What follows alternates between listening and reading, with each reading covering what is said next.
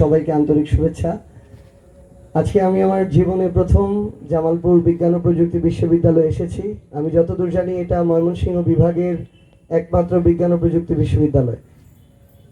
আমি প্রথমেই আপনাদেরকে ধন্যবাদ জানাই।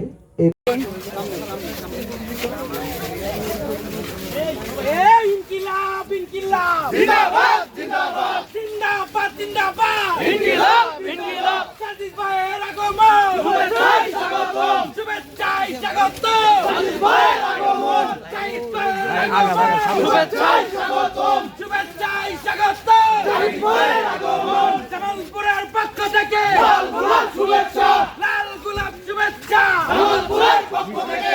ইনকিলাব ইনকিলাব জিন্দাবাদ জিন্দাবাদ।